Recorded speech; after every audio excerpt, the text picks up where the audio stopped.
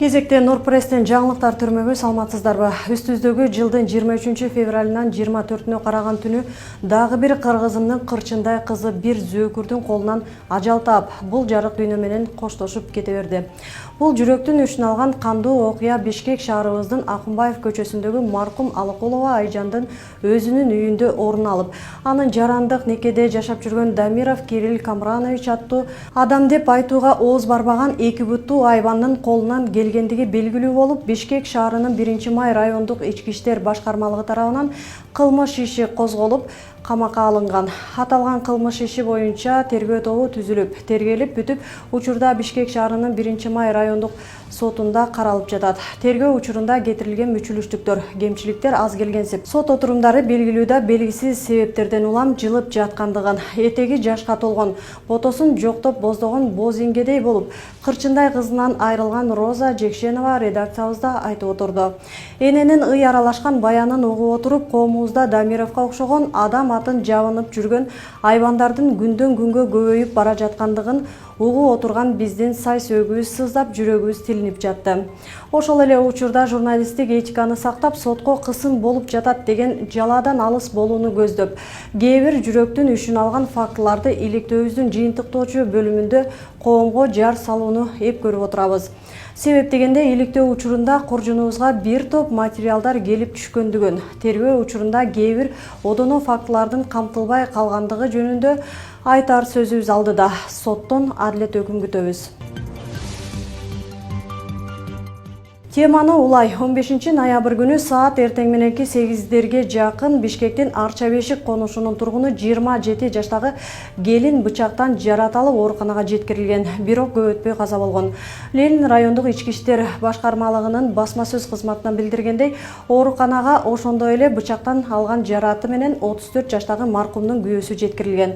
Учурда ал жандандыруу бөлүмүндө. Иликтеп текшерүү иштери учурунда жубайлар чатакташканы аныкталган. Ички иштер министрлиги ушул жылдын 8 айында 10.567 үй бүлөлүк зомбулук фактысы катталганын билдирди. Бул өткөн жылкы 8 айдын көрсөткүчүнөн 24%, тактап айтканда 2055 учурга көп катталган. Нурпресс маалымат борборубуз өз ишин баштаган күндөн тартып жардам сурап кайрылгандардын саны күндөн күнгө көбөйүп, редакциябыздын босогосун айласы кетип, арга жоктуктан аттагандардын саны арбын. Ошолордун бири болуп, Ош облусунун Кара Суу районунун тургуну Исманов Алтынбек деген жараныбыз болду. Алтынбектин өкүлүнүн редакциябыздын төрүнө жайып салган документтерин карап жатып, көз көрүүнө бирөөнүн мүлкүн жасалма документтер менен өзүнө менчиктештирип алган.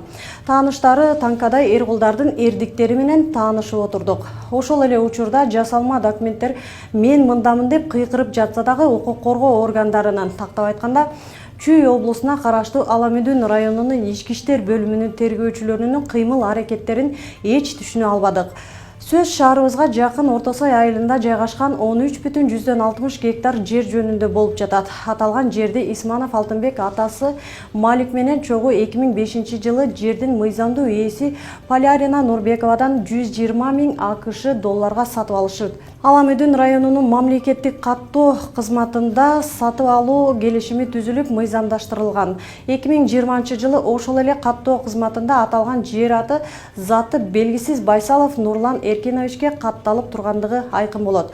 Мына ушул жерден баштап чындык издеп чырылдаган Исманов Алтынбектин барбаган жери какпаган ишиге калбайт.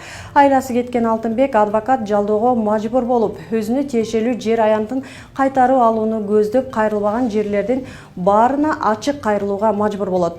Болгон үмүтүн артып, Кыргыз Республикасынын президенти Садыр Нуркожоевич Жапаровго, ошол убактагы Кыргыз Республикасынын башкы прокурору Зулушевке кайрылат.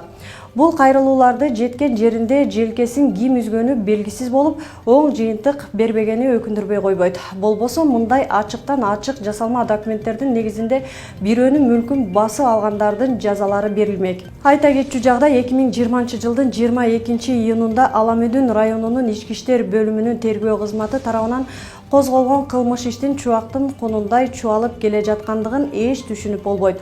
Бир токтоп, бир кыймылдамыш болгон кылмыш иштин тагдыры башка жакта чечилип жаткандай.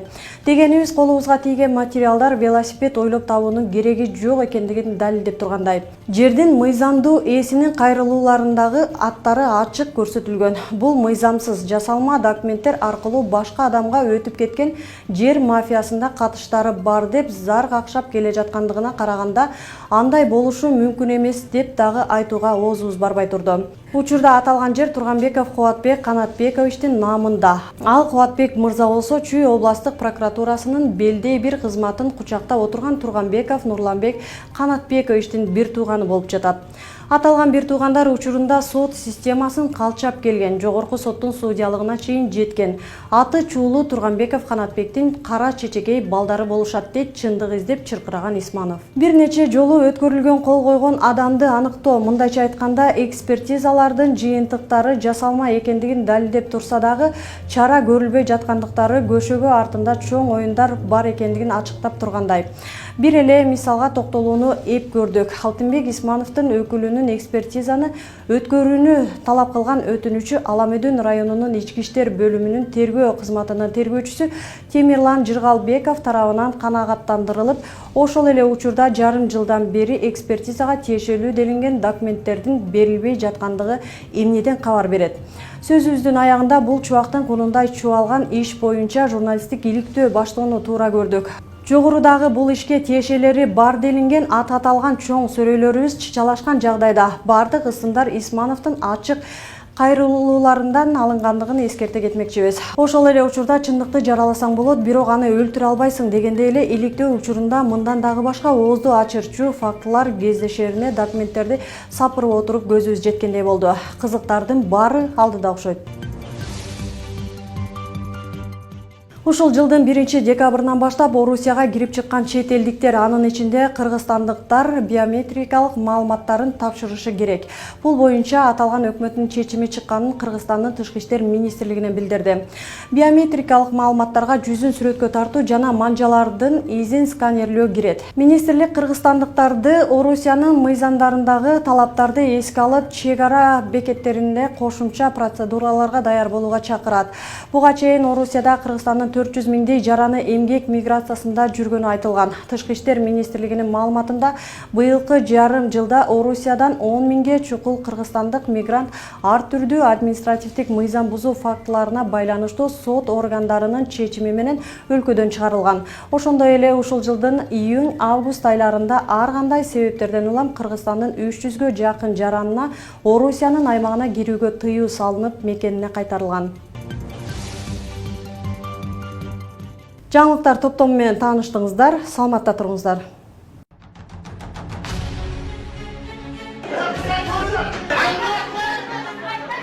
Өлкөбүздө адам укугу жаатындагы көйгөйлөр кайсыл бийлик делбесин күн тартибинде турат.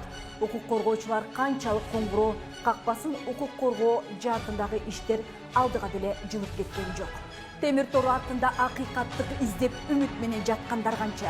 Дал ошол себептен Нурпресс маалымат борбору тажрыйбалуу юристтер менен биргеликте укуктук талаада иш алып барат. Ошол эле тергөөнүн бурмаланышы, сотто болгон ишенбөөчүлүк жана мыйзамдагы карама-каршылыктарды коомчулукка алып чыгабыз. Эгерде сиз сот, милиция, прокуратура тарабынан укугуңуз тебеленип жатса, анда бизге кайрылыңыз.